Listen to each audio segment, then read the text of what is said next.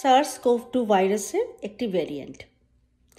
মানে এটি অরিজিনাল যে SARS-CoV-2 ভাইরাস ছিল সেই ভাইরাসই, কিন্তু এর মধ্যে এর যে ভাইরাসের ভেতরে যে ভাইরাসের জিনোম থাকে সেই তার মধ্যে কিছু পরিবর্তন এসছে, যাকে আমরা বলি মিউটেশন। তো সেই মিউটেশনের জন্য ভাইরাসে কিছু চেঞ্জ হয়েছে, শরীরে কিছু পরিবর্তন হয়েছে। আর এভাবে বললে বুঝতে সুবিধা হবে যে এই মিউটেশনের জন্য এই ওমিক্রন যে ভাইরাসটি বা ভাইরাস ভেরিয়েন্টটি, এটির যে প্রোটিন তার নাম হচ্ছে স্পাইক প্রোটিন। এই প্রোটিনটি হচ্ছে খুব ইম্পর্ট্যান্ট, ওকে?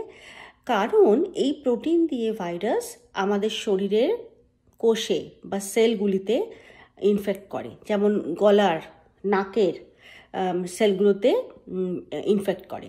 তো তার ফলে কি হচ্ছে, যেহেতু এই স্পাইক প্রোটিনটি ওমিক্রন ভাইরাসের মধ্যে পরিবর্তিত বা চেঞ্জ হয়েছে, তার জন্য এই ওমিক্রন ভাইরাসটি আরও ভালো করে সেলগুলোতে আটকাতে পারে, জয়েন করতে পারে। ভাইরাসকে এসে সেলের সঙ্গে বাঁধতে হবে, জুড়তে হবে, তার ফলেই সেলটিকে সে ইনফেক্ট করতে পারবে, সেলটির মধ্যে ঢুকে, কোষটির মধ্যে ঢুকে কোষটিকে ইনফেকশন করবে, তাই তো? তো যদি ভাইরাসটি আরও ভালো করে সেই সেলের মধ্যে আমাদের শরীরের কোষের সঙ্গে আটকাতে পারে, তাহলে আরও ভালো করে ইনফেকশন করবে। তো এটি হচ্ছে ওমিক্রন ভাইরাসের কাজ, ওকে? তো এটা একটা অরিজিনাল যে SARS-CoV-2 ভাইরাস বেরিয়েছিল 2019-এর ডিসেম্বর মাসে, সেই সময় থেকে সেই ভাইরাসটার অনেক পরিবর্তন হয়েছে। আর এই লেটেস্টটা হচ্ছে এই ওমিক্রন ভেরিয়েন্টটি।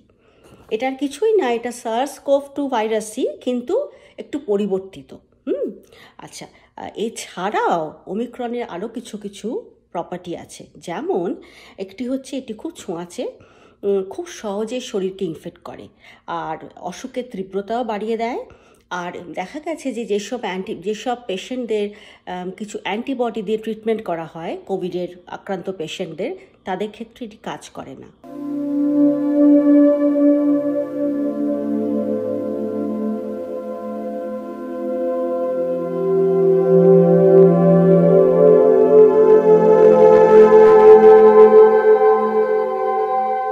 এই ভ্যাকসিন নেওয়া ছিল বলে 31% বাচ্চা এবং 59% বয়ঃসন্ধি ছেলেমেয়েরা কোভিড থেকে রক্ষা পেয়েছে।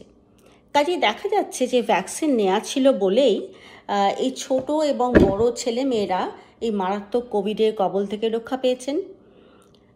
সো ভ্যাকসিন দেবার পরই জনসাধারণকে সবাইকে মোটামুটি ডেল্টার থেকে রক্ষা করা গেছে। ডেল্টা ভেরিয়েন্টই ছিল বাজারে ওমিক্রনের আগে। ভ্যাকসিন নেওয়ার পর সবাই মোটামুটি শরীরের প্রতিরক্ষা তৈরি করে ফেললো ডেল্টার এগেনস্টে, কিন্তু সঙ্গে সঙ্গে বাজারে ওমিক্রন এসে গেল, যেটি আরও ছোঁয়াচে। তখন কি হবে? দেখা গেল যে মানুষ আক্রান্ত হচ্ছে ওমিক্রনে, কিন্তু তাদের সেই মারাত্মক রকমের কোভিড হচ্ছে না, তাদের হাসপাতালে ভর্তি হতে হয় এবং ভেন্টিলেটর লাগে, এমনকি মৃত্যু পর্যন্ত হয়। সেই মারাত্মক রকম কোভিডের কবল থেকে কিন্তু ভ্যাকসিন নেওয়া থাকলে মানুষ প্রতিরক্ষা পাচ্ছে।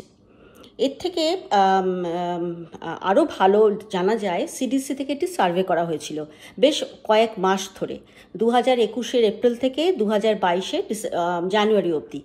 তাতে দেখা গেছে যে 5 থেকে 11 বয়সের বাচ্চারা অ্যাবাউট 74% মতন কোভিডে হসপিটালাইজেশন হতে হয়নি, আর 12 থেকে 15 বছরের বাচ্চারা 92% কোভিডের কোপ থেকে রক্ষা পেয়েছেন, আর 16 থেকে 17 বয়সের ছেলেমেয়েরা অ্যাবাউট 94% কোভিড থেকে রক্ষা পেয়েছেন। আর যারা বড়, যারা অ্যাডাল্ট, তারা 2টো ডোজ এবং বুস্টার নেওয়ার পর অ্যাবাউট দেখা গেছে 95% তাদের হসপিটালাইজেশন হয়নি। কাজেই লোকের ভ্যাকসিন নেওয়ার পর তাদের হয়তো ওমিক্রন তাদের শরীরে ঢুকেছে, তাদের হয়তো কোভিড হয়েছে, খুব মাইল্ড কোভিড, খুব অল্পর ওপর দিয়ে গেছে, হ্যাঁ, আর তাদের হসপিটালেও যেতে হয়নি, তাদের ভেন্টিলেটরও নিতে হয়নি, এবং তারা মৃত্যুর কবল থেকে রক্ষা পেয়েছেন। কাজেই দেখা যাচ্ছে যে ভ্যাকসিনেশন এবং বুস্টার আমাদের মারাত্মক কোভিডের কবল থেকে তার প্রকোপ থেকে রক্ষা করেছে।